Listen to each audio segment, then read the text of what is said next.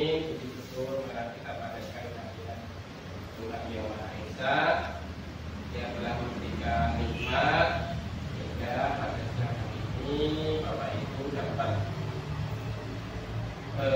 hadir meluangkan waktu untuk mengikuti sosialisasi yang akan saya sampaikan tentang yakni budaya positif. Sebelumnya saya mengucapkan terima kasih kepada Bapak Ibu yang telah meluangkan waktu dapat hadir di dalam forum ini, karena di sekolah SD Negeri Sumedang ini diharapkan ada komunitas belajar. Kemarin mungkin di pendampingan juga yang berempat, saya, Kala, Bunda juga dan Pak Eko mungkin kemarin sudah diberi arahan untuk mengefektifkan komunitas belajar yang ada di SD. Kemudian di sini untuk pendidikan guru penggerak saya sudah mempelajari satu modul. Ini modul pertama, itu terdiri dari 4 materi. Yang pertama adalah filosofi pendidikan dari PSR Dewantoro, kemudian yang kedua adalah nilai dan peran guru penggerak, ketiga adalah visi guru penggerak, dan yang terakhir ini adalah budaya positif. Nah, budaya positif ini yang akan saya sampaikan atau yang harus disampaikan di penghujung modul 1. Untuk budaya positif ini mungkin Bapak Ibu sudah mengira-gira atau menerka isinya tentang apa. Jadi nanti mungkin ada beberapa istilah baru yang dapat diketahui oleh Bapak Ibu semua di dalam budaya positif ini. Oh, ternyata saya pernah melakukan tapi belum tahu ternyata itu termasuk budaya positif. Baik Bapak Ibu, yang selanjutnya yang akan kita pelajari ini ada sekian. Ya. Ada disiplin positif, ada nilai kebajikan universal, teori motivasi, hukuman dan konsekuensi, penghargaan, restitusi, keyakinan kelas, kebutuhan dasar manusia, 5 posisi kontrol guru, segitiga restitusi, dan nanti mungkin akan saya berikan pengalaman dalam penerapan yang sudah saya lakukan di kelas saya. Jadi terakhir penutup ini mungkin ada Bapak Ibu yang ada diskusi, monggo silakan. Kita harus formal, kita santai monggo. Langsung masuk ke materi yang pertama. Materi yang pertama tentang disiplin positif. Namun sebelumnya di sini saya akan menyampaikan teori choice teori, pilihan, teori pilihan dari Dr. William Glasser. Ini ada 4 yang disampaikan. Yakni yang pertama, ilusi guru mengontrol murid. Kedua, ilusi semua penguatan positif efektif dan bermanfaat. Yang ketiga, ilusi kritik dan membuat orang merasa bersalah dapat menguatkan karakter. Yang keempat, ilusi orang dewasa memiliki hak untuk memaksa. Mengapa di sini disampaikan ilusi? Ternyata itu adalah bukan dalam kenyataannya ilusi. Ilusi guru mengontrol murid itu maksudnya guru itu bisa sepenuhnya mengontrol murid, tapi sebenarnya tidak. Nah, nanti mengapa alasannya kita pelajari di teori kontrol nanti. Kemudian yang kedua, ilusi semua penguatan positif, efektif, dan bermanfaat. Jadi ketika kita memberikan penguatan atau motivasi kepada anak untuk misalkan belajar, kemudian mengerjakan tugas dari guru yang kita sampaikan itu bernada positif, itu ternyata tidak selamanya efektif dan bermanfaat. Itu nanti kita akan mempelajari dihukum oleh penghargaan. Nanti penghargaan itu bisa menghukum. Kemudian yang ketiga, ilusi kritik dan membuat orang merasa bersalah dapat menguatkan karakter. Seringkali Bapak Ibu menemukan kasus di sekolah seperti itu, mungkin anak itu membuat sebuah kesalahan, kemudian anak itu kita judge, kamu itu salah, kamu itu harusnya gini. Itu dapat kita harapkan dapat menguatkan karakter anak, tetapi sebenarnya tidak. Malah anak itu akan merasa tertekan, kemudian mungkin nanti bisa melakukan perilaku yang negatif lainnya. Kemudian yang keempat, ilusi orang dewasa memiliki hak untuk memaksa. Kita sebagai guru tentunya adalah orang yang dewasa dibandingkan dengan murid-murid kita. Jadi kita memiliki sepertinya memiliki kekuatan untuk memaksa anak itu. Harus seperti ini, harus mendapatkan nilai yang bagus. Kalau Pak Putu biasanya memaksa untuk lari, ayo lari, seperti itu gitu. Ya, tapi sebenarnya tidak. Mengapa? Karena anak itu memiliki kontrol. Kontrol apa? Nah, kita masuk ke disiplin positif. Disiplin positif ini berasal dari bahasa Latin. Mungkin Bapak Ibu sudah pernah membaca gitu, yang berkata atau kata Latinnya adalah disiplina, yang berarti belajar, dan itu juga mirip dengan disipol. Disipol itu bisa juga diartikan sebagai murid atau pengikut. Untuk menjadi seorang murid atau pengikut, seseorang harus paham betul alasannya sehingga terbangun motivasi intrinsik. Jadi kita sebagai guru itu memberikan motivasi itu, diharapkan anak itu terbangun motivasinya dengan sendirinya. Kalau kita terus memberikan motivasi terus, nah itu nanti akan terjadi yang namanya ketergantungan. Seperti apa? Ketergantungan motivasi. Nanti ada di teori motivasi. Kemudian disiplin diri dapat membuat orang menggali potensi menuju tujuan yang dihargai dan berguna. Nah, ini disiplin positif yang diharapkan adalah disiplin dari dirinya sendiri si anak, sehingga dia bisa menggali potensi yang dimilikinya menuju tujuan yang dihargai dan berguna. Kemudian disiplin diri mempelajari kontrol diri dan penguasaan diri untuk memilih tindakan yang mengacu pada nilai yang kita yakini. Nilai yang kita yakini ini adalah nilai-nilai kebajikan. Nah, ini sekilas tentang disiplin positif. Jadi, disiplin positif ini bisa ditumbuhkan di diri anak melalui apa saja, melalui kegiatan sehari-hari, kegiatan pembelajaran, misalkan kegiatan di luar pembelajaran juga bisa, intrakurikuler, kokurikuler, dan ekstrakurikuler bisa membuat tumbuhnya disiplin positif dari si anak. Kemudian nilai-nilai yang kita yakini tadi yang biasa disebut dengan nilai kebajikan universal. Nah, ini disiplin yang sudah kita sampaikan tadi sebagai bentuk kontrol diri untuk belajar mengontrol diri agar dapat mencapai tujuan yang mulia. Tujuan yang mulia ini mengacu pada prinsip atau nilai yang dianut. Nilai-nilai itulah yang kita sebut dengan nilai kebajikan universal. Nilai kebajikan universal ini bersifat positif, sehingga manusia memiliki tujuan yang mulia yang ingin dicapai. Di kurikulum Merdeka sudah dibakukan nilai-nilai kebajikan universal ini dalam P3, atau mungkin Pak Rudi sudah tidak asing P3, yakni profil pelajar Pancasila yang ada 6 elemen. Beriman bertakwa, berkebinekaan global, mandiri, kolaboratif, kemudian berpikir kritis, dan juga kreatif. Ada 6 yang ada di profil pelajar Pancasila. Sebenarnya ada 6 yang dikemukakan dalam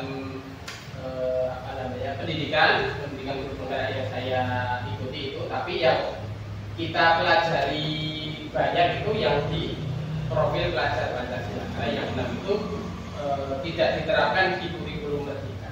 Yang diterapkan adalah yang P3, profil pelajar Pancasila. Kemudian ini kita masuk ke dalam yang saya jelaskan tadi.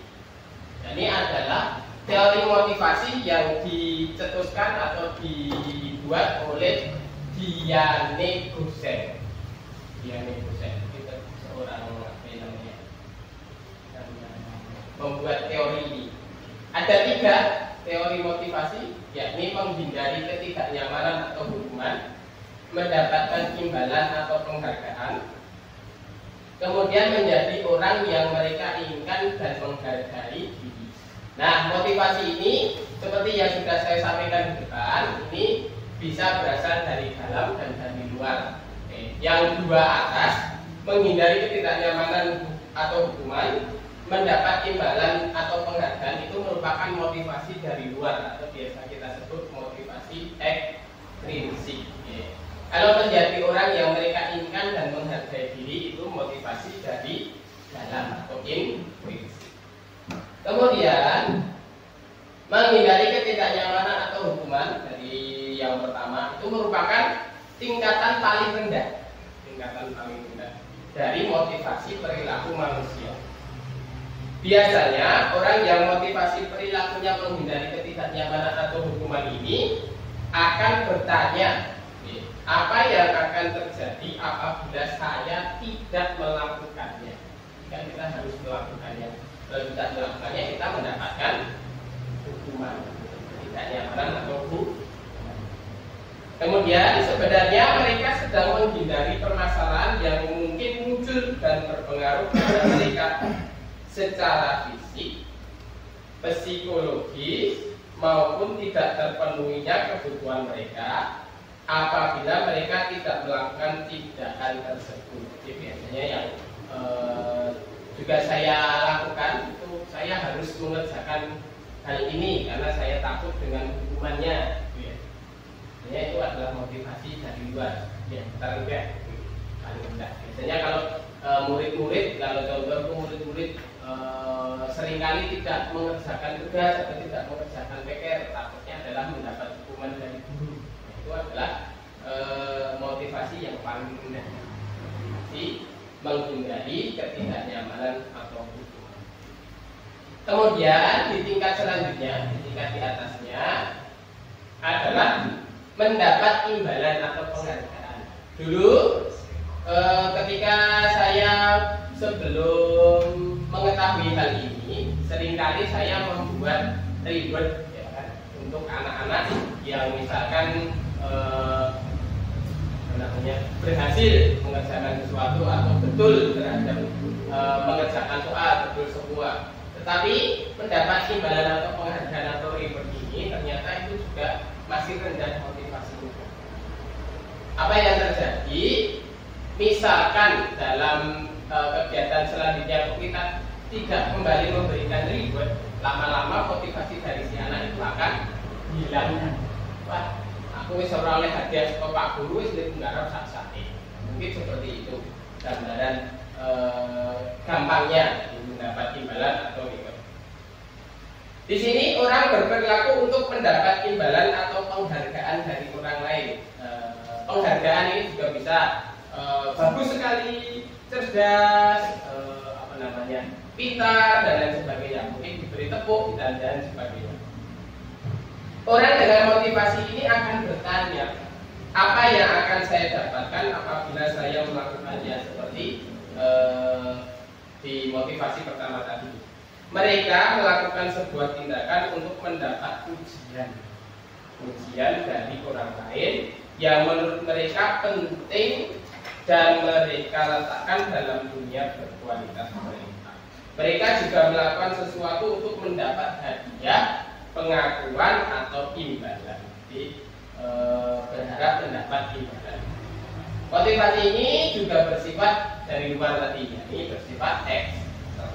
Nah, yang penting adalah yang terakhir ini yang harus kita siapkan untuk anak-anak nanti, juga diri sendiri, itu yakni motivasi internal dari diri sendiri, internal intrinsik, yakni menjadi orang yang mereka inginkan. Apa toh yang ingin saya capai, apa toh yang ingin saya harapkan terhadap diri saya, itu yang kita harapkan tumbuh dalam diri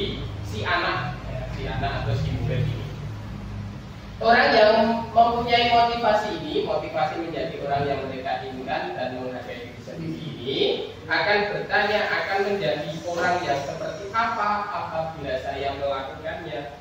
Mereka melakukan sesuatu karena nilai-nilai yang mereka yakini, dan mereka melakukannya karena mereka ingin menjadi orang yang mereka yakini tersebut. Jadi sudah mempunyai prinsip dulu, prinsip atau nilai yang sudah dipegang atau diyakini, kemudian berusaha kuat dengan penuh untuk mencapai seperti orang yang ia yakini itu.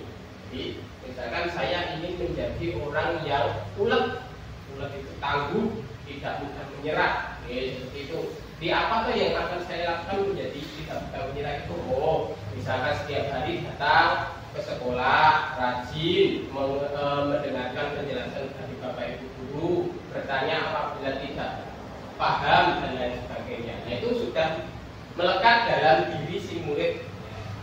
Jadi sehingga dia akan berusaha dengan sendirinya. Kita juga sebagai guru akan mudah untuk mengarahkan anak-anak yang seperti itu, karena anak-anak itu sudah mempunyai motivasi menjadi orang yang mereka inginkan dan menghargai diri sendiri. Kemudian yang selanjutnya masih berkaitan dengan teori motivasi, yakni menghindari ketidaknyamanan dan hukuman. Di sini ada dua kata yang sering kita sudah tidak asing di Bapak Ibu, hukuman dan konsekuensi. Hukuman dan konsekuensi ini ternyata dua kata yang berbeda makna, tapi dalam pelaksanaannya itu mirip. Hukuman itu tidak terencana atau tiba-tiba. Murid tidak tahu apa yang akan terjadi. Satu arah hanya dari guru saja yang mengarahkan. Bisa bentuknya itu hukuman fisik atau psikis. Kemudian murid akan disakiti oleh perbuatan. Bisa juga dengan kata-kata. Kalau yang psikis tadi bisa dengan kata-kata. Misalkan dengan kata-kata yang buruk. Kalau pengalaman saya dulu ketika sekolah itu, saya pernah dikata-katai tidak pandai, gitu ya. Tidak pandai. Pandainya itu dalam bahasa yang agak kasar. Nah, itu merupakan hukuman. Kemudian konsekuensi, kalau konsekuensi itu sudah berencana atau disepakati, disepakati oleh siapa? Oleh kedua belah pihak, baik guru maupun murid. Jadi konsekuensi ini murid sudah mengetahui apa yang akan terjadi jika murid itu melakukan hal demikian. Sebagai guru, tugasnya hanya memonitor. Jadi muridnya itu sudah mengetahui apa yang akan terjadi jika dia melakukan hal demikian. Contoh hukuman ya Bapak Ibu, misalkan contoh hukuman tidak mengerjakan PR, kemudian disuruh untuk membersihkan WC, seperti itu kata. Nah, itu merupakan hukuman. Mengapa? Karena itu tidak ada pembelajarannya di sana. Hukuman itu bersifatnya adalah spontan. Kurang gara PR, tak ini bersih WC. Seperti itu. Saya juga pernah mengalaminya seperti itu, hukuman seperti itu. Kalau konsekuensi, misalkan tidak mengerjakan piket atau datangnya agak telat sehingga dia tidak mengerjakan piket. Kemudian konsekuensinya adalah dia ketika istirahatnya mundur untuk apa? Mengerjakan piket. Nah, konsekuensi itu jadi masih ada hubungannya dengan apa yang murid itu langgar. Itu gampangannya seperti itu. Masih ada hubungannya dengan apa yang dilakukan oleh si murid. Konsekuensi dan hukuman itu perbedaannya memang tipis. Kemudian hukuman konsekuensi nanti ada satu istilah.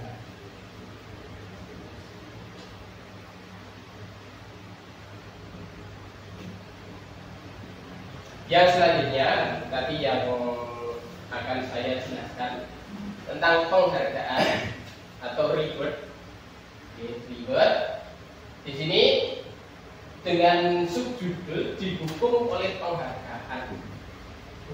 penghargaan bisa menghukum itu bagaimana? Nah, ini ada 8 apa yang namanya sub tentang penghargaan.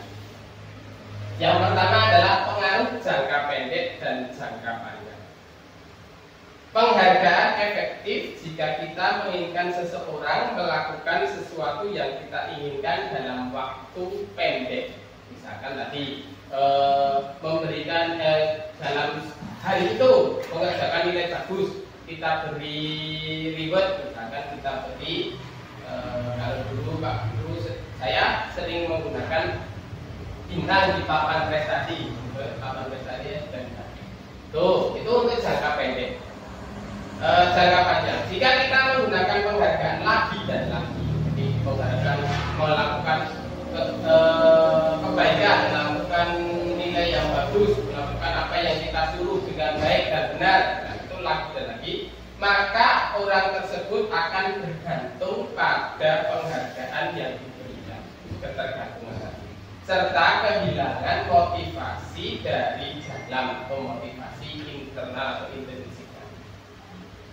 Jika kita mendapatkan penghargaan untuk melakukan sesuatu yang baik, maka selain kita senantiasa berharap mendapatkan penghargaan tersebut, kita menjadi tidak menyadari tindakan baik yang kita lakukan. Jadi motivasinya hilang atau pikirannya untuk selalu berbuat baik itu hilang. Pikirannya bergeser untuk mendapatkan penghargaan. Aku ben mulai misalkan oleh duit tambah jajan, katakanlah seperti itu murid, jadi saya harus selalu mengerjakan tugas, kemudian saya tunjukkan ke orang tua saya biar mendapat uang, ya, seperti itu. Nah, itu adalah hukuman pertama dari penghargaan. Yang kedua, penghargaan tidak efektif. Ya, penghargaan tidak efektif ini suatu penghargaan, misalkan suatu benda atau peristiwa yang diinginkan dibuat menjadi syarat, mirip seperti yang pengaruh jangka pendek tadi. Hanya jika melakukan hal tersebut maka akan mendapatkan penghargaan yang diinginkan, seperti yang tadi disebutkan. Jika seseorang mengharapkan suatu penghargaan dan tidak mendapatkannya, maka akan kecewa dan berkecil hati.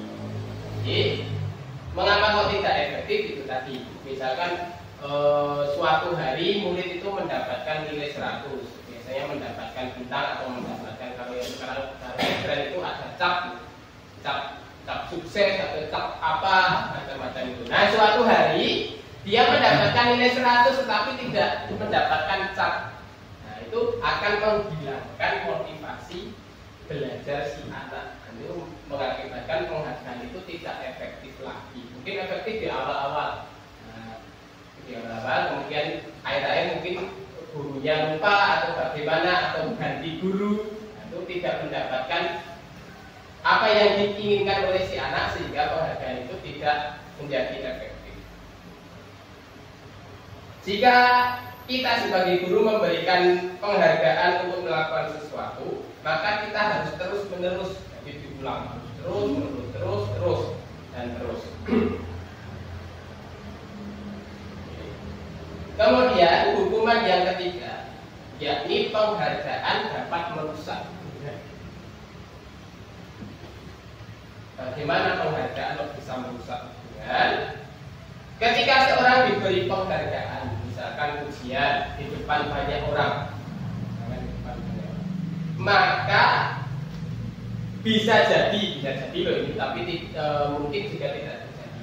Orang yang mendapat atau mendengarkannya orang lain itu akan merasa apa yang namanya, istilahnya iri lah, iri terhadap orang yang mendapat penghargaan di depan itu, sehingga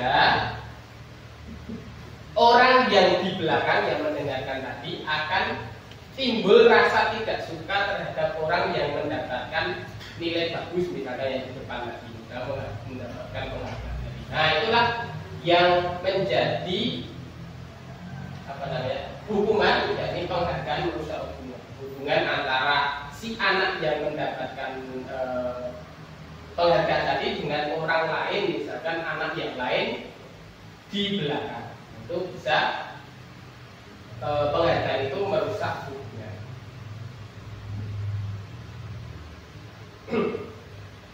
Penghargaan ini selain merusak hubungan, mungkin karena dulu masih ada sistem ranking, ya, masih ada sistem ranking. Bisa terjadi adalah persaingan di dalam kelas. Persaingannya mungkin persaingan yang kurang sehat, sehingga berlomba-lomba, mungkin ada yang menghasut dan lain sebagainya. Itu bisa merusak hubungan antar murid, itu yang antar individu. Itu yang dinamakan penghargaan merusak hubungan. Mereka yang percaya bahwa mereka tidak memiliki kesempatan untuk mendapat penghargaan akan berhenti mencoba. Nah, itu akan putus asa. Aku sudah tahu maju atau oleh hadiah harus tak saing. Mungkin seperti itu yang dinamakan penghargaan merusak. Satu rekan tangan berkait mereka. Kemudian hukuman yang keempat dari penghargaan ini, penghargaan dapat mengurangi ketepatan. Di sini saya bacakan ada dua riset, dua penelitian. Yang pertama, sekelompok anak laki-laki berusia sekitar 9 tahun diminta untuk melihat gambar-gambar wajah yang ditampilkan di layar. Tidak bayangkan anak 9 tahun itu berarti sekitar kelas 3. Mereka harus memberitahukan jika wajah-wajah tersebut sama atau berbeda. Gambar-gambar tersebut hampir sama. Beberapa dari mereka diberi penghargaan dalam bentuk uang pada saat mereka memberikan jawaban benar, sementara sebagian lain tidak. Hasilnya ada anak laki-laki yang dibayar membuat lebih banyak kesalahan. Ya, penelitian yang kedua, anak-anak diminta mengingat kata-kata tertentu, kemudian mereka diminta mengambil kartu yang berisi kata-kata yang diingat tersebut setiap kali muncul. Beberapa anak diberikan permen setiap mereka memberikan jawaban yang benar, dan sebagian yang lain hanya diberitahu saja bila jawaban mereka benar. Hasilnya, anak-anak yang mendapatkan permen jawaban yang banyak yang tidak tepat. Jadi motivasinya adalah mendapat permen. Yang pertama tadi adalah motivasinya adalah mendapatkan uang. Jadi mengurangi ketepatan.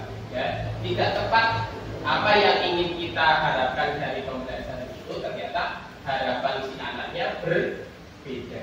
Nah, itu namanya penghargaan mengurangi ketepatan. Nah, ya, ada beberapa yang tercapai tapi tidak seperti yang kita harapkan. Kemudian yang kelima, penghargaan menurunkan kualitas. Ada sebuah pengamatan dilakukan dalam sekelompok pembelajar kata-kata yang sedang kerja praktik di sebuah surat kabar universitas. Ini mahasiswa. Saat itu mereka sedang belajar menuliskan sebuah artikel tentang sebuah judul berita utama. Seiring waktu, mahasiswa tersebut semakin mampu bekerja dengan cepat karena mungkin sudah terbiasa. Kemudian ada beberapa mahasiswa yang dibayar untuk setiap judul berita utama yang mereka mampu hasilkan. Dan setelah beberapa lama, mahasiswa yang dibayar ini hasil kinerjanya berhenti berkembang. Nah, motivasinya tadi bergeser. Mereka yang tidak menerima bayaran terus berupaya mengasah diri menjadi lebih baik. Jadi menurunkan kualitas mungkin kalau dalam pembelajaran, kualitas di sini adalah kualitas hasil dia belajar. Kalau mungkin di sekolah dasar ini belum begitu kelihatan untuk kualitas karena masih kuantitas jumlahnya yang bisa dilihat. Kalau kualitasnya itu mungkin dari pemahaman konsepnya sekolah dasar. Jadi penghargaan itu bisa menurunkan kualitas. Yang selanjutnya, penghargaan mematikan kreativitas. Ini hati-hati Bapak Ibu untuk memberikan penghargaan kepada anak-anak atau murid. Murid-murid, ini ada contoh, murid-murid diminta berpikir mengenai hadiah atau penghargaan yang bisa mereka dapatkan bila berhasil menulis sebuah puisi. Kreativitas kelompok murid-murid ini menjadi berkurang dibanding dengan yang tidak diberitahukan tentang hadiah yang bisa mereka terima. Penelitian ini menunjukkan bahwa pekerjaan seni atau sebuah penulisan cerita menjadi kurang kreatif bila dijadikan sebuah hadiah atau penghargaan. Dalam tugas-tugas pemecahan masalah, para murid memakan waktu lebih lama dan memberikan jalan keluar kurang kreatif saat mereka dijadikan suatu penghargaan. Misalkan dalam sebuah pembelajaran diadakan lomba, siapa yang paling kreatif, paling bagus akan mendapatkan hadiah sekian. Tuh, yang satu kelompok diberikan pengetahuan atau diberitahu dulu hadiahnya ini. Yang satu tidak diberi hadiah, hanya diberitahu hadiah akan mendapat hadiah. Hadiahnya itu entah apa tidak tahu. Yang satu tidak tahu hadiahnya, yang satu tahu hadiahnya. Maka yang akan berusaha lebih kreatif itu yang tidak mengetahui hadiahnya apa, dia akan berusaha mencapai hadiah tersebut. Motivasi yang pertama tadi, ribet atau penghargaan, kreativitasnya akan berkurang. Kemudian penghargaan juga akan menghukum dalam hal ini. Mereka tidak mendapatkan penghargaan. Misalnya yang sudah pernah kita lakukan, yakni ranking.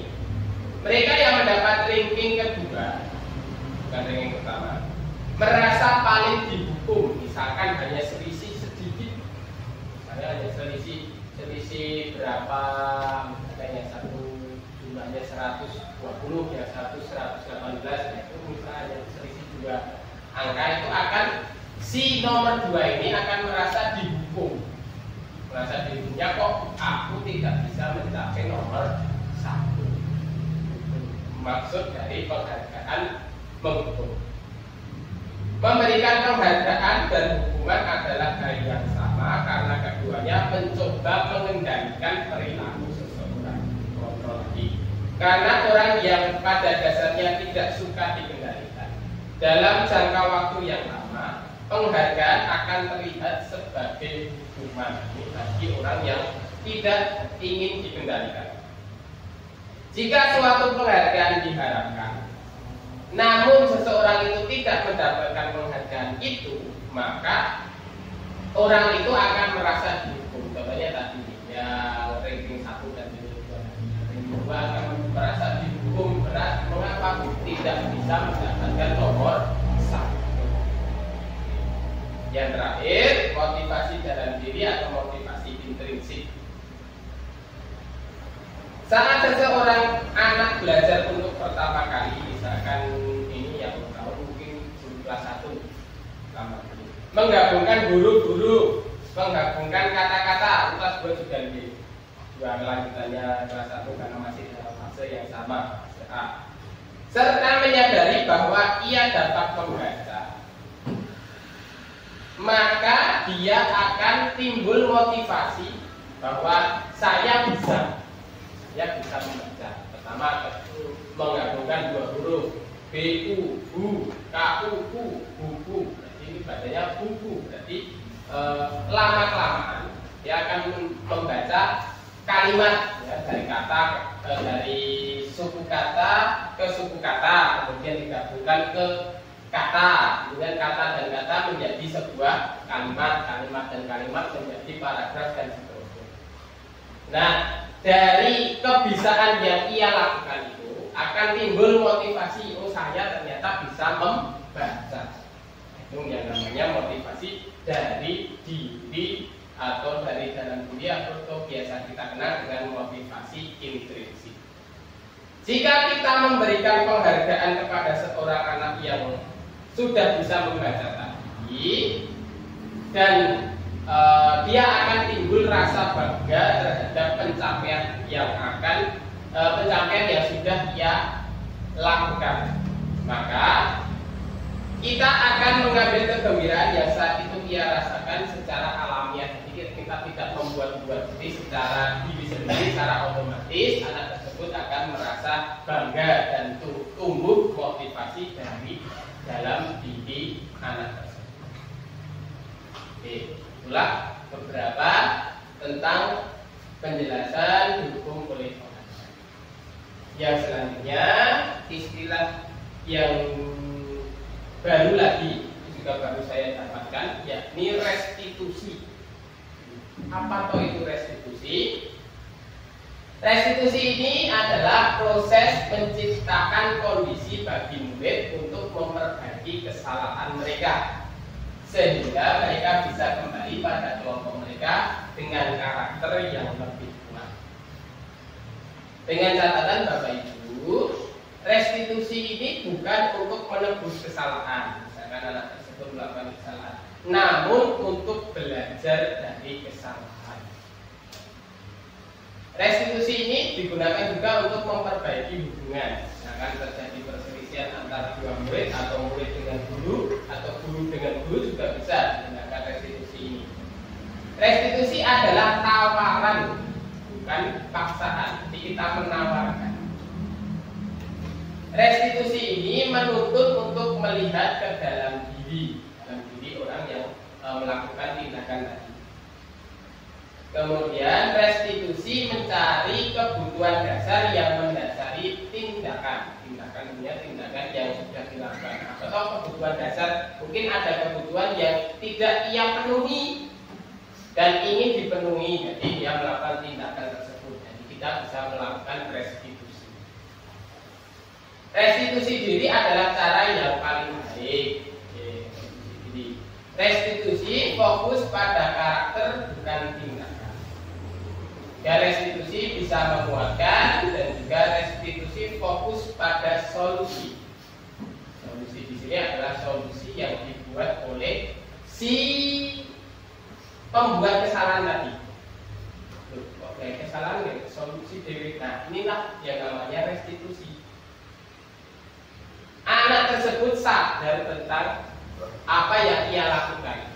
Kemudian kesadarannya itu dia perbaiki dan diperbaiki dan menjadi pribadi yang lebih berkarakter yang lebih baik. Restitusi mengembalikan murid yang berbuat salah tadi pada kelompoknya. Mungkin ini ada murid yang membuat kesalahan dalam sebuah kelompok atau dua orang bisa kembali ke dalam kelompoknya tersebut.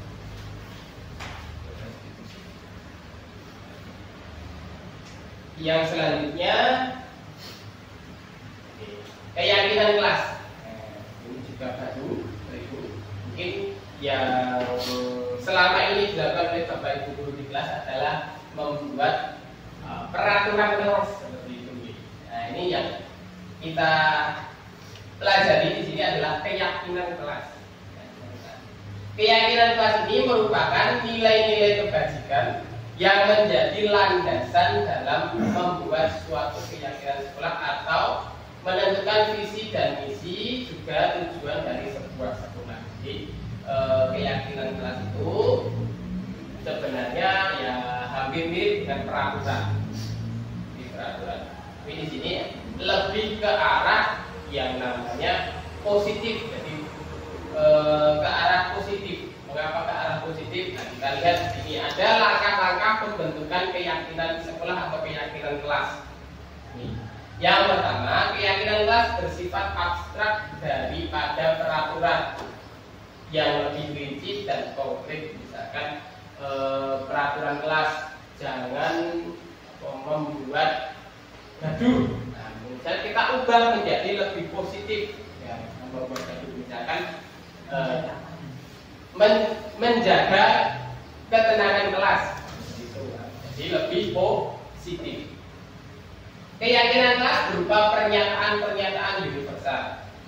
Pernyataan keyakinan kelas senantiasa dibuat dalam bentuk positif. Jadi kita menghilangkan kata dilarang, menghilangkan kata jangan, itu tidak, betul. Yang itu mesti tahu. Nah, no.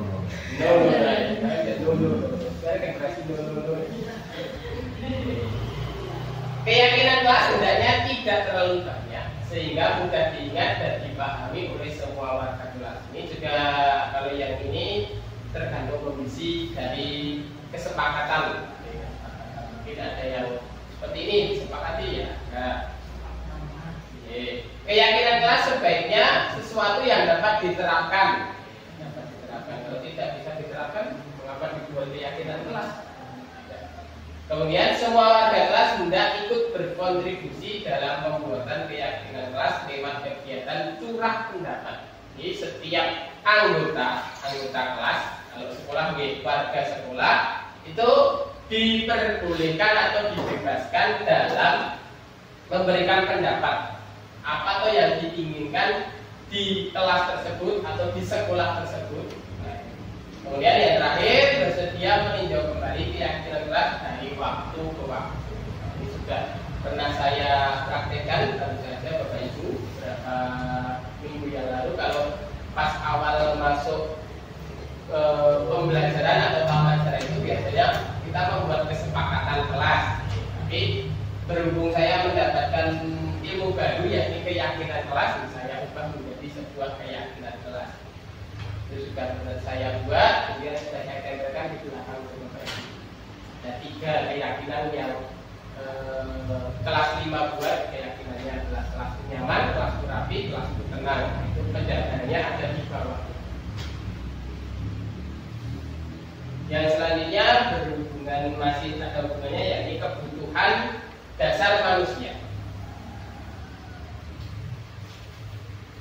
Ada 5 kebutuhan dasar manusia yang dipelajari. Yang pertama kebutuhan bertahan hidup, kebutuhan untuk diterima, yakni kasih sayang dan rasa diterima, kebutuhan pengakuan atas kemampuan atau penguasaan, kebutuhan akan pilihan atau kebebasan, dan yang terakhir kebutuhan untuk merasa senang atau kesenangan. Kebutuhan-kebutuhan dasar manusia ini yang mendasari tindakan yang dilakukan oleh seseorang tersebut untuk mendapatkan atau memenuhi kebutuhan dasar manusia. Nah, kebutuhan untuk bertahan hidup itu ya seperti apa? Sini ada.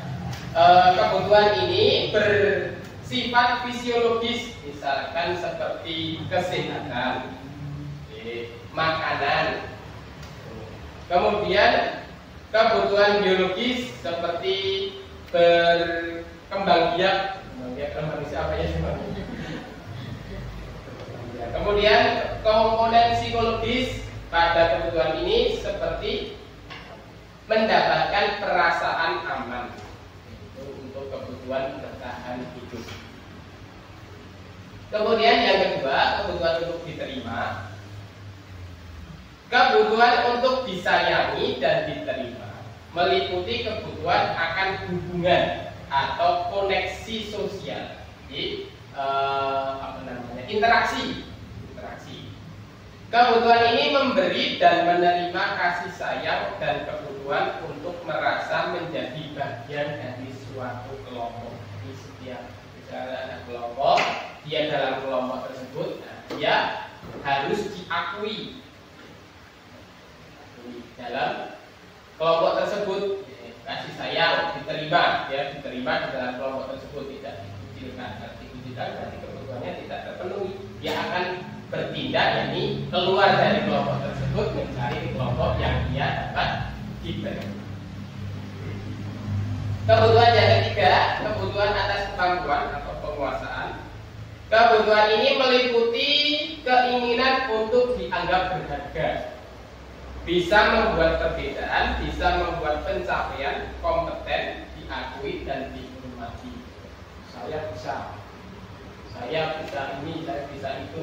Ini merupakan kebutuhan atas pengakuan atas kemampuan yang sudah dia dapatkan.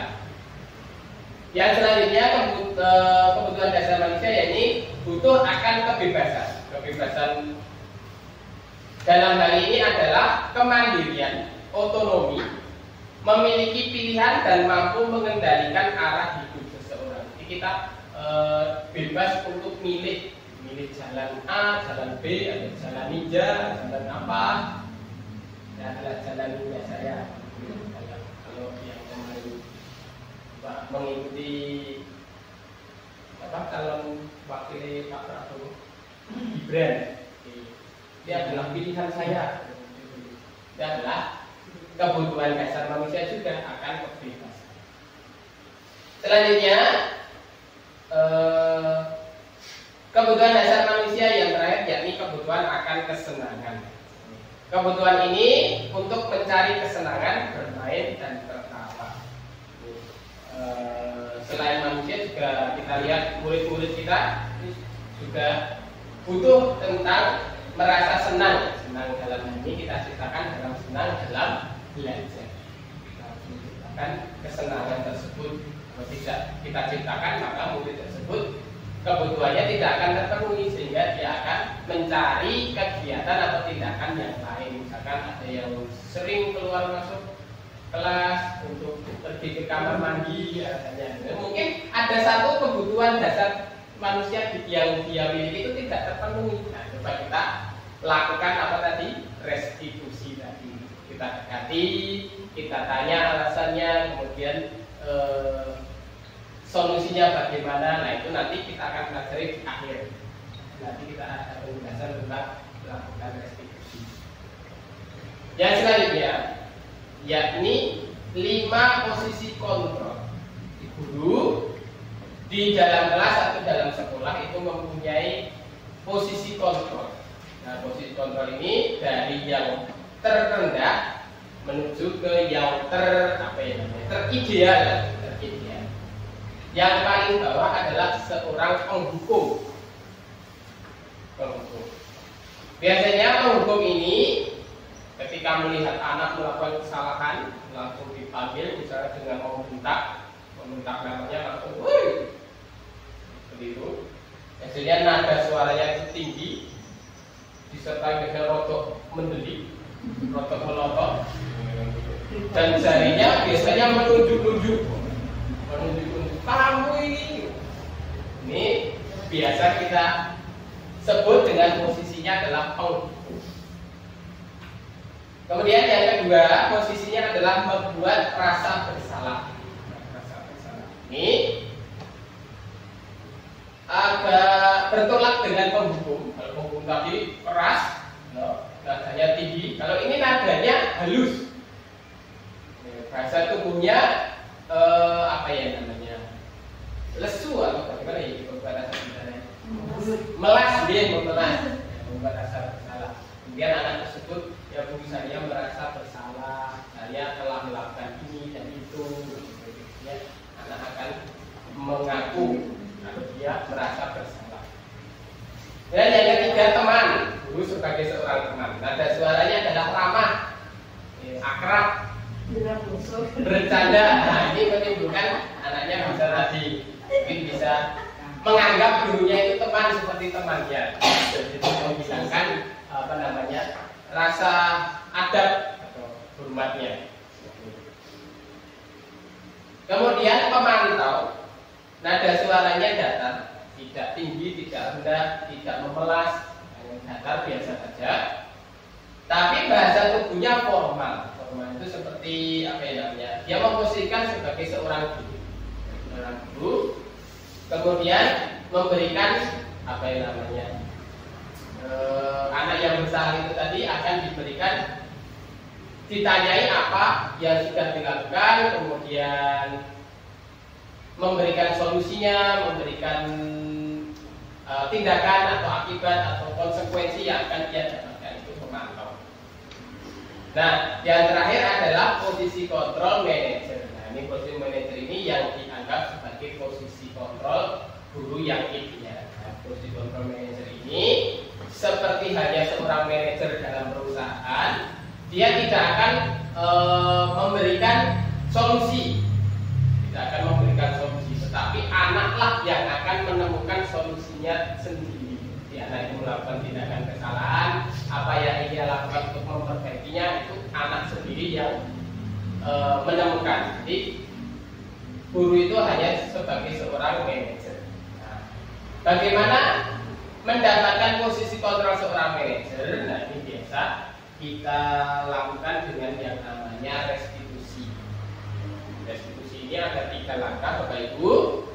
Yang pertama adalah menstabilkan identitas. Kemudian validasi tindakan yang salah. Ditanya yang apa yang sudah kamu lakukan? Yang dilakukan itu kemudian divalidasi. Salah atau benar apa yang kamu lakukan itu? Kalau salah, bagaimana keyakinannya? Menanyakan keyakinan solusi yang ia tawarkan. Kalau tidak bisa, karena kalau usia SD mungkin belum bisa mencari solusinya, mungkin kita bisa memberikan pertanyaan-pertanyaan atau menceritakan hal yang lain yang berhubungan dengan tindakan anak tersebut. Kemudian cerita tersebut kita buat mirip dengan apa yang dilakukan oleh si anak. Kemudian di situ juga sudah ada solusinya. Nanti anak juga mungkin bisa meniru. Nah, itu sudah dia yakin atau melakukan solusi, memiliki solusi dari kegiatan atau dari kesalahan yang sudah diperbuat. Nah, kemudian yang terakhir, yakni pengalaman penerapan. Di sini saya akan memberikan 2 pengalaman saya yang sudah saya terapkan, yakni pembuatan keyakinan kelas dan juga pemecahan masalah dengan restitusi. Kalau pembuatan keyakinan kelas, nah ini ternyata geser. Ini yang sudah saya lakukan. Yang pertama adalah saya menyebar lembar seperti ini, Bapak Ibu. Kemudian saya tanya apa yang ingin kalian dapatkan dari kelas ini. Ini ada yang menuliskan bersih, nyaman, tidak kotor, harum. Oke. Saya ingin teman saya berbuat baik dan ramah. Ini banyak ini. Kemudian mempunyai tempat sapu yang bagus, mempunyai tempat sendal yang bagus, memiliki kipas, temboknya dicat ulang. Semua yang diinginkan anak-anak sudah di sini. Berharap bertambah kipas lagi. Mungkin kegerahan. Ya, pengen hiasan kelas agar kelas menjadi cantik. Nah, ini kemudian dari pendapat-pendapat anak ini saya kumpulkan menjadi satu. Kemudian saya buat kesimpulan, gitu. Namanya wadah, intinya wadah. Ini saya membuat 3 wadah, yakni kelasku nyaman, kelasku rapi, kelasku tenang. Yang pertama kelasku nyaman, ini menjaga kebersihan kelas dan bikin bagisnya, membuat sampah pada tempatnya, menjaga aliran udara dalam kelas tetap segar dan harum, melaksanakan tugas siswa organisasi kelas, akan ada yang menjadi ketua, sekretaris, bendahara dan sebagainya. Kemudian menjaga barang-barang di kelas baik diri sendiri maupun teman. Ini mungkin ada yang pernah punya pengalaman kehilangan sesuatu di kelas sendiri. Dan ini disetujui oleh semua warga kelas saja. Dan yang terakhir, membayar kas sesuai kesepakatan. Tingkat ini kemarin yang mengusulkan bendaharanya. Mungkin bendaharanya capek menarik kas. Ada yang telat berapa kali, mungkin seperti itu. Nah, kas ini digunakan untuk keperluan kelas juga. Kemudian yang kedua adalah kelas rapi, adanya hiasan dinding kelas seperlunya. Dan ada yang usul, Pak, benderanya itu sudah jelek, dicopot saja. Kemudian itu, kemudian saya tindak lanjuti dengan tadi membersihkannya, ya, jadi kelas seperlunya, saja. Meja dan kursi ditata rapi. Juga ada yang khusus, Pak, tempat duduknya dibuat yang lain. Ya, besok kita usahakan, misalkan ada yang tadi driver Pak, seperti yang ASBK itu loh, ada yang khusus seperti itu. Kemudian mengenakan seragam sesuai jadwal. Alhamdulillah di kelas saya di kelas 5 itu sudah sesuai jadwal. Kemudian menjaga keindahan kelas dan membawa buku sesuai jadwal. Kan ada anak-anak yang suka tidak menjadwal, semua buku dibawa, sehingga tasnya itu kelihatan berat, mengkumpul, sehingga tidak rapi. Yang ketiga adalah kelas menengah. Di sini mungkin ada yang terganggu dengan suara temannya, belajar dengan sungguh, mendengarkan guru atau teman yang sedang berpendapat atau berbicara setelah orang lain selesai bicara, karena ada yang suka menyaut. Berbicara dan bertingkah laku yang sopan dan menjaga perasaan diri dan orang lain. Nah, ini yang kemarin, ini unsurnya adalah jangan jangan membuli kan, kita arahkan ke arah yang positif, arah positif aja kan, tidak menjaga perasaan diri dan orang lain. Kadang ada yang suka sebenarnya niatnya bercanda, tapi anak tersebut kalau terus terpancing emosinya, kadang ada seperti itu. Itu namanya menjaga perasaan diri. Juga saya jelaskan biar anaknya itu juga paham dan juga menjaga orang lain. Dijaga, dia kalau tidak ingin merasa dicemooh atau merasa kemudian emosi, itu juga tidak membuat emosi. Juga yang terakhir juga saya menawarkan konsekuensi dari apa yang dilakukan oleh anak. Jika tidak membawa buku sesuai jadwal, apa konsekuensinya? Kemudian saya rangkum ada 4 ini. Membersihkan kelas saat istirahat atau pulang sekolah. Misalkan ada yang lupa tidak mengerjakan piket, atau ada yang melanggar membuang sampah sembarangan, membersihkan. Dia bisa dibawa ke ruang BK. Ada yang tanya, BK itu apa toh Pak? Bentar. BK itu bimbingan konseling. Terus, itu toh Pak. Konseling itu apa? Nanti di sana ditanya-tanya, kemudian kamu diarahkan ke perbuatan yang baik. Menjelaskannya dengan bahasa yang saya harap anak itu mudah mengerti. Karena saya lihat juga di kelas saya terutama itu mungkin kosakata dari materi itu kita anggap itu kata-kata yang biasa kita dengar, tapi ternyata anak tersebut belum paham makna dari kata itu. Nah, jadi ini juga menjadi tugas saya, mungkin juga tugas Bapak Ibu sekalian, mungkin memberi wadah untuk itu mengetahui dari makna kata, mungkin ditambah literasinya. Kemudian mengerjakan tugas tambahan dari guru, misalkan ada diberi tugas tambahan, anak tersebut juga harus mau, karena ini juga mereka yang menawarkan. Pak, kalau tidak mengerjakan PR, mengerjakannya di perpus Pak. Nah, ini menawarkan seperti itu. Tapi mengerjakan PR saja, ya tidak Pak, bisa ditambah. Ada yang menawarkan. Jadi yang membuat ini anak-anak, bukan saya. Kemudian membuat catatan perilaku pada papan sikap. Papan sikapnya belum saya buat. Itu ada papan sikap, itu kemarin saya tawarkan. Setiap kali melakukan kesalahan atau melanggar keyakinan kelas, itu akan diberi satu tanda. Tanda nanti tandanya akan diakumulatif, misal 1 bulan atau di akhir semester, nanti akan mendapat konsekuensinya. Konsekuensinya apa?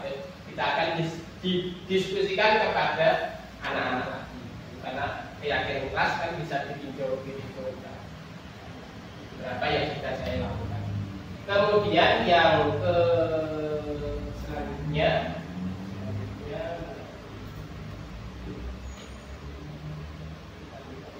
yang kedua adalah saya mencoba melakukan restitusi. Restitusi itu seperti apa? Kemarin saya membuat percakapan restitusi. Ini juga sebenarnya tugas dari kasus 1. Aristi, seorang siswa kelas 5 sering sekali melakukan perundungan terhadap teman-temannya dengan memanggil menggunakan bukan dengan nama aslinya. Hal tersebut kemudian membuat gaduh karena temannya juga tidak bersedia dipanggil seperti itu. Menurut Aristi, apakah perbuatan yang kamu lakukan hari ini? Atas dasar apa? Melakukan hal tersebut? Jika itu bisa merugikan orang lain, bukan merugi uang, tapi merugikan harga dan juga merugi waktu. Nah, bagaimana sikap kamu yang diperlakukan seperti tadi?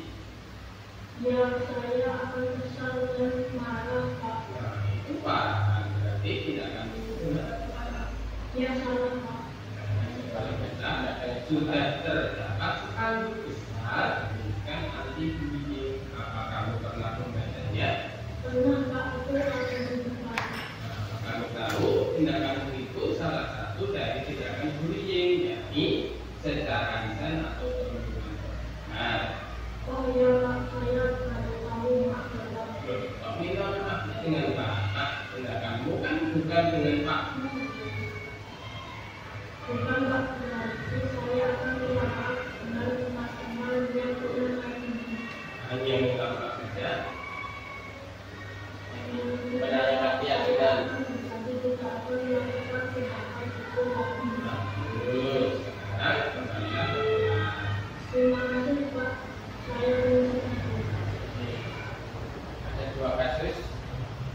Yang kedua, ini tidak melulu soal pelanggaran. Yang kasus kedua ini saya mengambil Kasus 2. Kanaya, siswa kelas 5 memiliki kelemahan pada penglihatannya. Namun, di dalam kelas dia tidak mau mengenakan kacamata karena malu dengan teman-temannya. Hal tersebut tentu mengganggu dalam menerima penjelasan di papan tulis atau menggunakan proyektor. akan diberi obat atau diberi kacamata. Berapa tidak kamu makan?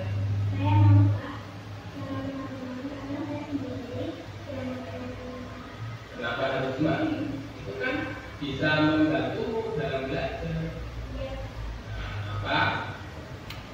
Semisal kamu menggunakan kacamata, melanggar keyakinan kelas atau keyakinan sekolah? tidak ada yang mengalami. Kemudian, apa yang akan kamu lakukan setelah ini? Saya akan memakai kacamata untuk belajar. Nah, baik, mulai besok pagi bisa dipakai ya, dan tidak bisa mengulangi. Ya, saya akan Ya. Jadi sebenarnya tugas dari fasilitator. Nah ini di 2 kegiatan tersebut dari pelaksanaan apa yang sudah saya pelajari, saya mengambil 2 itu, yakni membuat keyakinan kelas dan memecahkan masalah dengan restitusi. Ini 3 langkah ini tadi, menstabilkan identitas, validasi tindakan yang salah, dan menanyakan keyakinan atau solusi yang akan dilakukan oleh anak tersebut. Mungkin itu saja yang bisa saya sampaikan, Bapak Ibu. Terima kasih atas waktu meluangkan waktunya untuk berbagi, saling berbagi. Saya membagikan apa yang sudah saya dapat dari pendidikan ini. Kemudian saya berikan kepada Bapak Ibu. Mungkin Bapak Ibu juga mempunyai inisiatif untuk melakukannya atau apa yang namanya melakukan di dalam kelas ataupun di sekolah juga bisa. Menumbuhkan motivasi anak, melakukan restitusi ini tadi, misalkan ada kesalahan atau tindakan yang salah, kemudian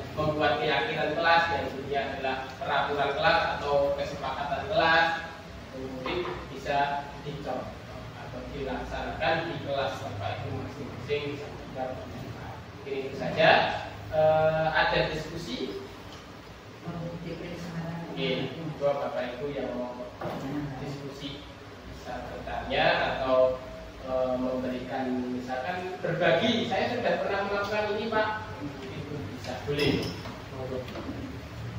Ya, Pak Wiji, monggo. Saya mau bertanya, Ya. sekalian meyakinkan, istilahnya kita sudah dapat sedikit tambahan ilmu, Ya. biar lebih yakinan diterapkan di kelas. Betul. Itu tentang yang pertama adalah kita di yang kelas nyaman tadi itu apa ya tadi? Keyakinan kelas. Keyakinan kelas ya. Dengan kita hubungkan dengan konsekuensi. Itu apakah bisa, artinya setiap yang tidak dilakukan dalam kesepakatan kelas itu kita wujudkan ada konsekuensi, artinya konsekuensi. Tadi kan contohnya 4. Jadi artinya kalau kesepakatannya banyak, jadi kita satu-satu, misalnya tidak menjaga ini, konsekuensinya ini, apakah itu bisa atau hanya secara global? Itu dulu, itu juga. Oke, baik, terima kasih pertanyaannya. Untuk keyakinan kelas dengan hubungannya dengan konsekuensi, ini adalah sebenarnya saya menggabungkan dua hal, jadi keyakinan kelas dan juga konsekuensi. Ini keyakinan kelas ini dibuat untuk diharapkan dengan apa yang diharapkan oleh anak. Keyakinan kelas ini dia mengharapkan apa? Seperti yang tadi ada kebutuhan dasar manusia tadi, itu diwujudkan dalam keyakinan kelas. Nah, karena keyakinan kelas itu untuk dalam pelaksanaannya itu tidak mesti mulus, nah itu maka saya memberikan motivasi untuk melaksanakan keyakinan kelas itu dengan konsekuensi. Sehingga keyakinan kelas itu benar-benar bisa dijalankan. Kemudian pertanyaannya sebenarnya apakah yang satu keyakinan itu ada satu konsekuensi itu bisa atau secara global bisa. Itu konsekuensi dan juga keyakinan kelas itu adalah kesepakatan bersama, bukan dibuat oleh guru saja atau murid saja, jadi kesepakatan bersama. Jadi ini yang saya tampilkan tadi, ini adalah kesepakatan keyakinan kelas yang ada di kelas saja. Untuk konsekuensi juga kami tawarkan dan juga itu juga berdasarkan dari keinginan si murid, bukan dari guru. Kalau mau dibuat satu-satu bisa. Mungkin ada yang lain dari Pak Wiji, ada tambahan? Sedikit memberi gambaran lah. Oke, terima kasih. Hai Bapak Ibu. Oh yes, bilang monggo. Karena dari kecil itu kita sudah biasa ya kalau ada kita bicara sesuatu pasti nanti ada penghargaan. Terus kita juga sudah terbiasa dengan adanya angka. Di sini apa?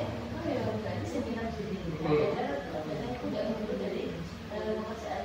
Tapi rasanya tuh kayak mau merubah mindset sulit. Bahkan saya juga masih beberapa kali itu memberikan pembelajaran berupa misalnya nanti kalau pelajaran ini semester ini ada dapat nilai sekian ke atas nanti bebas LKS dan seperti itu. Itu saya pikir itu apa ya?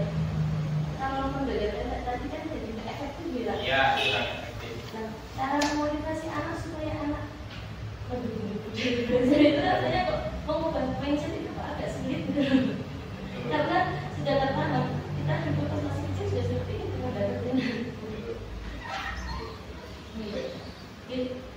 bagaimana caranya? Baik, terima kasih pertanyaan yang membuat saya berpikir. Karena mengubah mindset itu memang susah. Mengubah mindset itu memang susah. Apalagi di sini adalah menumbuhkan motivasi si anak, gitu kan? Karena kita juga berada di paling dasar, sekolah dasar itu untuk menumbuhkan motivasi itu paling paling gampang ya mendapatkan penghargaan. Gitu. Tapi betul seperti itu. Mungkin bisa kita ubah itu dalam tingkatannya. Dalam tingkatannya dalam arti misalkan kelas 1 mendapatkan apa, kelas 2 nanti kita turunkan penghargaan itu, misalkan hanya mendapatkan pujian. Yang satu misal konkret ya satu pujian, misalkan sebelumnya mendapatkan uang atau mendapatkan apa. Nah itu kita ubah perilaku kita untuk memberikan penghargaan terhadap si anak. Nanti naik kelas kalau jadinya terbiasa untuk tidak mendapatkan. Betul. Jadi nanti dia melakukan itu memang dari kesadaran. Mungkin tidak muncul di sekolah dasar, mungkin munculnya nanti di jenjang berikutnya. Seperti itu. Jadi kalau memang langsung berubah dalam sekejap kayak Power Rangers berubah itu memang sulit seperti itu. Dan untuk dalam pembelajaran mungkin orientasinya tidak nilai. Karena sekarang kan ada yang namanya pembelajaran, kalau yang mungkin sudah mendengar ada pembelajaran diferensiasi. Jadi setiap anak itu mempunyai kecerdasan masing-masing. Di different, jadi berbeda-beda. Ada yang dia cakap dalam bidang sains, di bidang eksak, di matematika, menghitung perkalian, pembagian, penjumlahan, pengurangan di luar kepala, beres. Tapi mungkin dia lemah dalam seni. Mungkin ada yang seni, kalau seni itu bagus, rapi, kreatif, itu adalah belajar gitu. Nah, tugas kita adalah menyesuaikan dengan kemampuan si anak, dan juga pembelajaran itu memang ada yang ada capaian pembelajaran. Dalam sebuah pembelajaran kan ada capaian pembelajaran. Nah, itu tidak mungkin kok semuanya itu bagus tercapai. Mungkin ada tingkatan-tingkatannya. Untuk penilaiannya itu biasa mungkin belum saya pelajari, tapi saya mendapat sedikit ilmu gitu, atau dari teman itu kalau diferensiasi itu bisa menggunakan rubrik penilaian. Jadi misalkan kriteria yaitu sudah baik, sudah mampu, sudah cukup mampu, perlu bantuan, perlu bimbingan dan lain sebagainya, itu menggunakan rubrik. Nanti itu juga akan saya pelajari di modul berikutnya, tapi belum dalam pembelajaran. Dan penghargaan tadi, kembali penghargaan, jadi kita sebenarnya juga berhati-hati dalam penghargaan. Seperti ini tadi, sehingga bisa menimbulkan penghargaan itu tidak efektif, bisa merusak hubungan, bisa mengurangi ketepatan. Itu harus berhati-hati dalam memberikan sebuah penghargaan terhadap murid.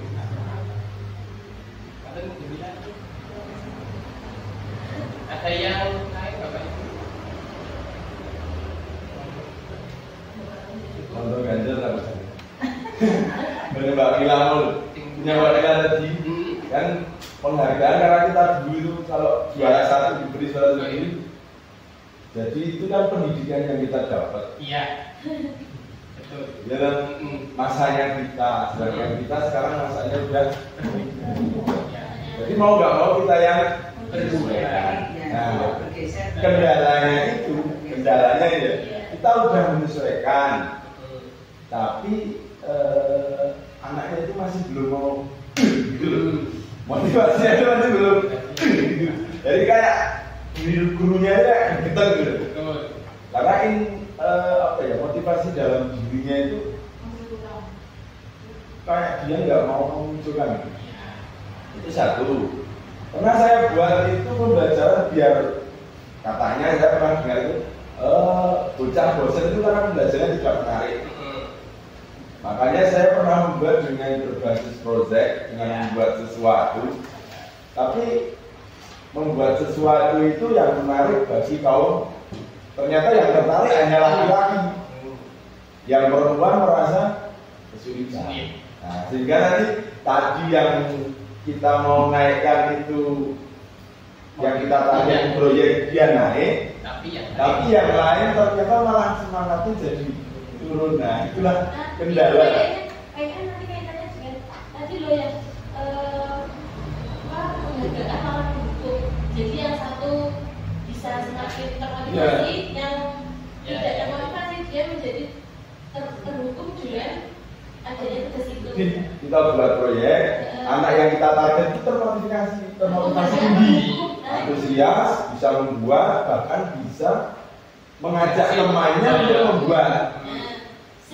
Tapi di sisi lain, teman yang lain merasa kesulitan untuk membuat proyek itu, sehingga moodnya untuk belajar itu malah turun, sehingga aku rasa yo, nah itu sulitnya menyeimbangkan antara yang ya karena aspeknya banyak tadi, jadi itu kesulitannya itu di situ jika mau ke diferensiasi yang begitu benar-benar itu selalu terhubung dengan kendala naik turun mood dari masing-masing siswa itu tadi.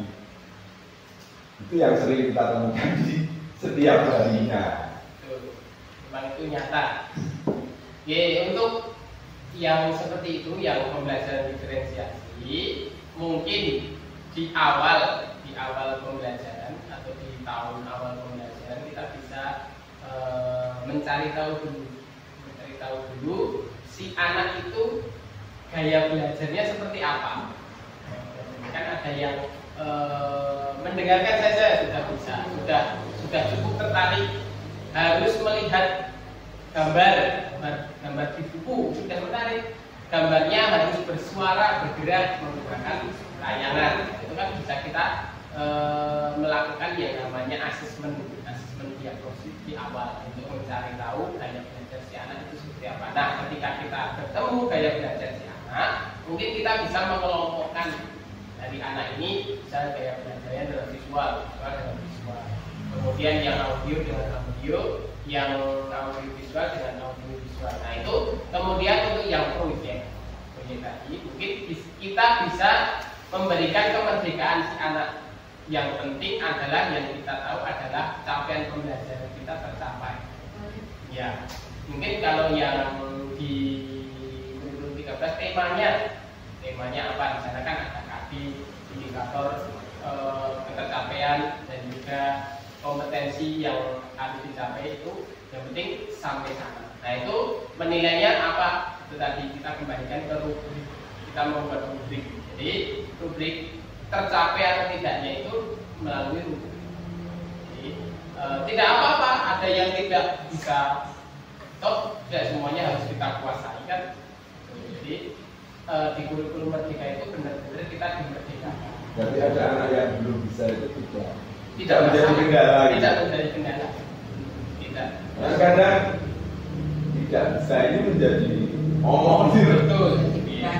Jadi beban, jadi bobot, jangan-jangan nanti bebannya semakin tidak bisa lagi.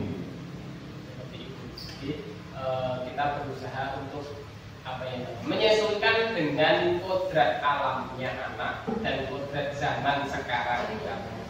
Kodrat alamnya si anak seperti apa, zaman sekarang seperti apa, kita menyesuaikan.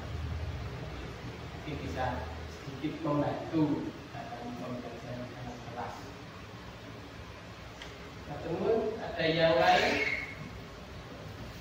Cukup dari Bu Sumita, ya. Terima kasih.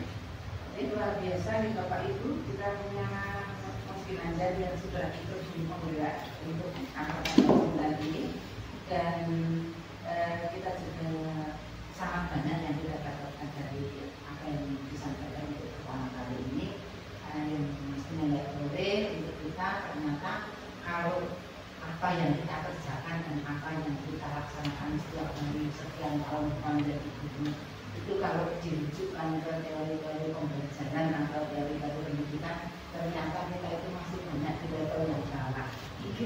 Ya, tetapi kita optimis dengan seringkali kita berdiskusi seperti ini, seringkali kita mengadakan pertemuan seperti ini, kita akan harapan kita bisa menjadi menggeser mindset kita, menggeser cara kita dalam mengajarkan siswa, sehingga tuntutan zaman dan tuntutan peradaban yang setiap pendidikan itu kita dapat mengimbangi, kita dapat mengikuti apa yang menjadi tuntutan dunia pendidikan saat ini. Karena metode pendidikan, dulu kita memang diwajibkan seperti apapun kita memberikan penghargaan pada siswa. Tetapi sebenarnya penghargaan itu justru malah memunculkan ekses yang banyak pada siswa juga.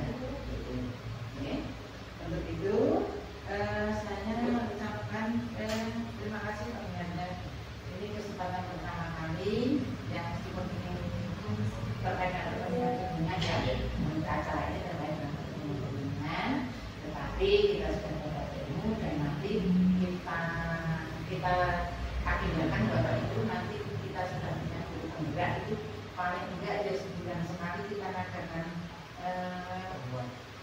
komunitas belajar ya komunitas belajar kita ada di saat di tingkat sekolah nanti semoga bisa memandu diskusi-diskusi apa yang dapat kita diskusikan masalah-masalah terkait dunia pembelajaran dan dunia pendidikan bisa kita diskusikan karena kemarin juga dari Ibu Pengawas itu juga sudah menjadwalkan untuk setiap sekolah supaya melaporkan kapan jadwal komunitas belajar tingkat sekolah keseluruhan dari satu minggu itu setiap sekolah dimintai untuk menulis setiap hari Senin, Selasa, Rabu, Jumat itu supaya melaporkan jadwal. Terus kemarin saya untuk sebenarnya saya lakukan hari Selasa itu nanti dapat kita realisasikan kalau kita sudah selesai dibagi dan PKS sehingga menurut komunitas belajar itu ada dan nyata untuk kita karena kita sudah terima kasih sudah punya satu juga yang bisa benar-benar menggerakkan karena memang untuk menggerak adalah bergerak dan menggerakkan. Nah, komponen ketiga itu yang harus kita kejar juga ya mampu menggerakkan kemampuan kita di sekolah ini. Kemudian Bapak Ibu terkait dengan hal kedinasan yang dapat saya sampaikan. Yang pertama untuk hari Kamis itu benar penyelesaian kebersihan dengan sekolah ada di hari Kamis besok katanya. Kemudian hari Jumat itu karena BBT itu yang tanggal sebelah kita itu akan masuk nanti kita akan masuk Jumat sebelum Jumat dengan hukum. Kemudian untuk hari Sabtu itu hari Sabtu saja setelah upacara karena ini hari Sabtu ada upacara pelaksanaan upacara Sumpah Pemuda. Satu-satu ada gimana nih Om? Upacara Sumpah Pemuda. Baru sedikit boleh nasional. Jadi nanti satunya kita upacara terus kemudian seleksi guru penggerak masih tetap dibuka untuk Bapak Ibu yang masa perjalanan sudah 5 tahun.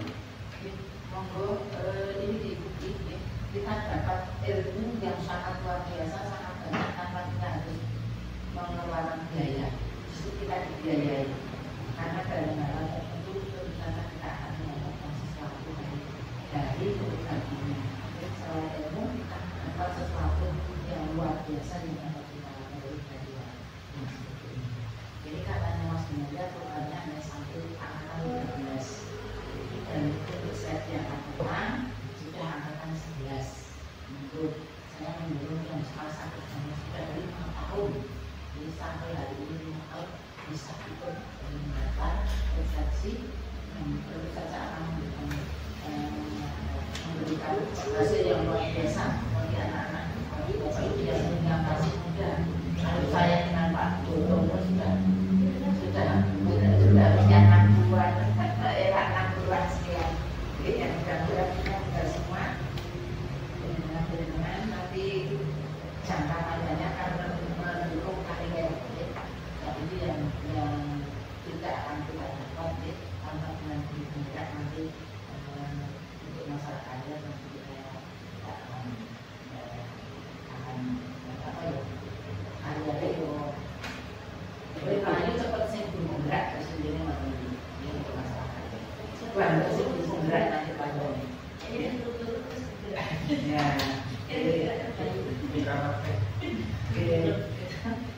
Sing sepuh ngono ana wis sepuh wis arep rampung mengaji sing non sing ikut bergerak dan bergerak.